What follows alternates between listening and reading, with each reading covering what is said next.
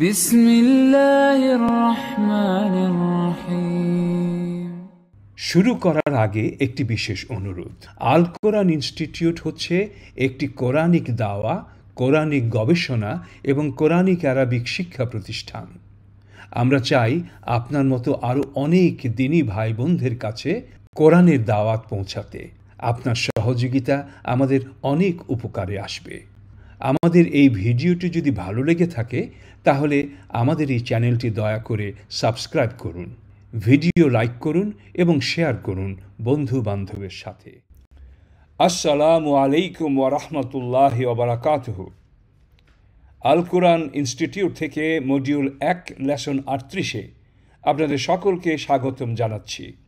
আজকে আমাদের আলোচনার বিষয়বস্তু ইরাব পার্ট 2, ইরাবের অবস্থা চিহ্নিত করার পদ্ধতি। ইরাব নির্ণয়ের দুটি পদ্ধতি রয়েছে। আল ইরাবু বিল হারাকা, ইরাব শেষ হবে হারাকা দিয়ে, এটা এক বচনের ক্ষেত্রে। 2 নম্বর আল ইরাবু বিল হুরুফি, হুরুফের মাধ্যমে ইরাব নির্ণয়, এটা প্রযোজ্য দ্বিবচন বা বহু বচনের ক্ষেত্রে। আসুন আমরা জানি আল ইরাবু বিল হুরুফি এবং আল ইরাবু বিল হারাকা এই দুটি সম্পর্কে। প্রথমে হারাকা, ইসমের শেষ অক্ষর যেভাবে হারাকার মাধ্যমে ইরাব নেবে। যদি ইসমের শেষ অক্ষর দাম্মা হয় তাহলে ইরাব হবে রফা, যদি শেষ অক্ষর ফাথা হয় তাহলে ইরাব হবে নাসব, যদি শেষ অক্ষর কাসরা হয় তাহলে ইরাব হবে জার। প্রথমে আমরা এক বচন দেখব। এখন আমরা অনুসরণ করব মুসলিম চার্ট অপরিবর্তিত স্বাভাবিক একবচন পুরুষ ও স্ত্রীবাচক। একজন মুসলমান 5 ওয়াক্ত নামাজ পড়েন। ইউসাল্লি মুসলিমুস সালাওয়াতিল খামসা, এখানে মুসলিমুন একজন মুসলমান কর্তার ভূমিকা পালন করছে এবং মুসলিমুনে দাম্মা থাকায় তার ইরাব হবে রফা। মুসলমানরা কোরআন পড়ে। ইয়াকরাউল মুসলিমুন আল কোরআনা, এখানে আল কোরআনা শেষে ফাতাযুক্ত হওয়ায় তার ইরাব হয়েছে নাসব। পুরনো যুগে অনেক বিজ্ঞানী মুসলমানদের মধ্য থেকে ছিলেন। ফিল আসরিল কাদিমি কানা হুনাকা কাসিরুম মিনাল উলামাই মিন বাইনিল মুসলিমিন, এখানে ফিল আসরিল কাদিমি এটা একটি জার মাজরুর বাক্যাংশ এবং মিন বাইনিল মুসলিমিন এটাও একটি জার মাজরুর বাক্যাংশ। ইসমের শেষে কাসরা রয়েছে, অতএব তার ইরাব জার। মুসলিম নারীটি ধার্মিক।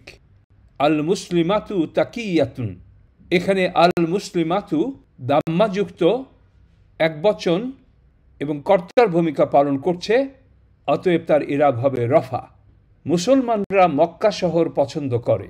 ইউহিব্বুল মুসলিমুনা মাদিনাতা মক্কাহ, এখানে মাদিনাতা মক্কাতা ফাতাহযুক্ত এক বচন এবং কর্ম বা মাফুলের ভূমিকায় রয়েছে, অতএব তার ইরাব হবে নাসব। সবশেষ আল্লাহর ঘর পরিদর্শন করা খুবই ভালো।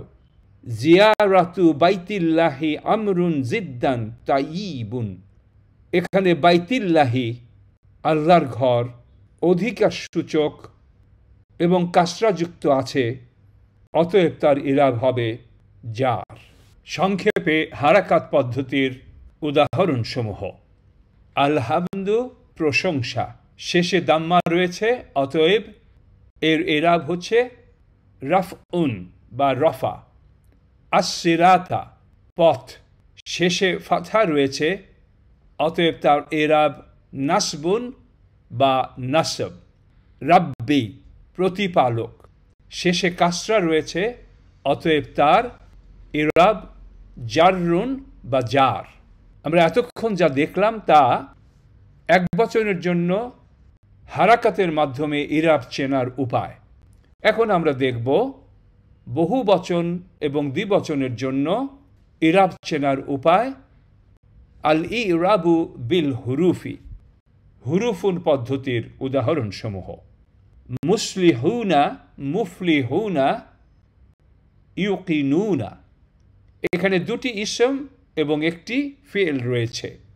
মুসলিহুনা, মুফলিহুনা, ইউকিনুনা, এগুলোর শেষে ওয়াও নুন হরফগুলি আমাদেরকে বলে দেবে এর এরাব কি।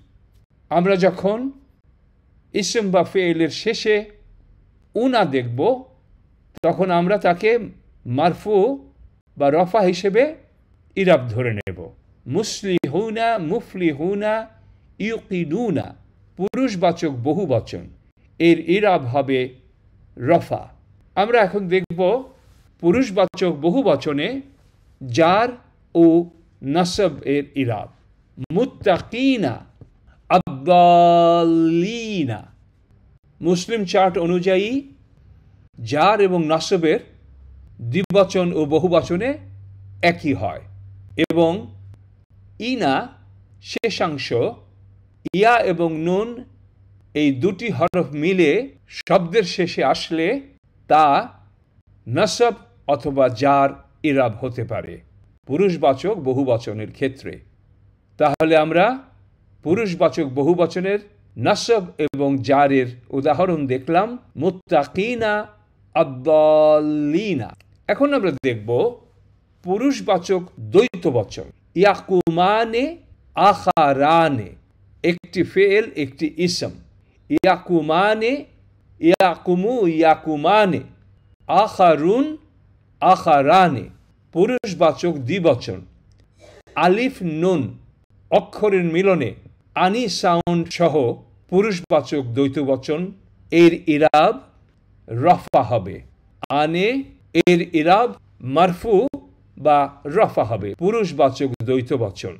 এবারে আমরা দেখব স্ত্রীবাচক বহুবচন নাসব এবং জারের ক্ষেত্রে। আসসামাওয়াতি তাইয়িবাতিন, আসসালিহাতি, আতি, আতিন, আতি। এই হরফগুলো মিলে বিশেষ সাউন্ড দিচ্ছে। আতি, আতিন এবং আতি এইগুলো স্ত্রীবাচক বহুবচন এবং নাসব অথবা জার এই দুটোই ইরাব হতে পারে। এরপরে স্ত্রীবাচক দ্বৈতবচন। ইমরা আতাইনি, ইমরা আতাইনি, জান্নাতাইনি, মুসলিমাতাইনি। তাইনি, তাইনি, তাইনি। এই সাউন্ড যখন আমরা পাবো কোনো শব্দের শেষে তাহলে তা আমাদেরকে স্ত্রীবাচক দ্বৈতবচন হিসেবে জার অথবা নাসব ইরাবের প্রমাণ দেবে। এই চারটি আরও কয়েকবার পড়ে নেবেন ইনশাআল্লাহ। দ্বিবচন বা বহুবচনে মুসলিম চার্টে যেভাবে আপনারা মুখস্থ করেছেন তার প্রয়োগকে আরেকবার স্মরণ করবেন, কাগজে কয়েকবার লিখবেন, ইনশাআল্লাহ ঠিক হয়ে যাবে। এখন আমরা একবচন, দুই বচন এবং বহুবচনে ইরাব চিহ্নিত করার পদ্ধতি এবং তার নিয়মগুলোর সারমর্ম দেখব। এই চার্টে ডান দিকের কলামে রয়েছে ইরাব, রফা, নাসব, জার।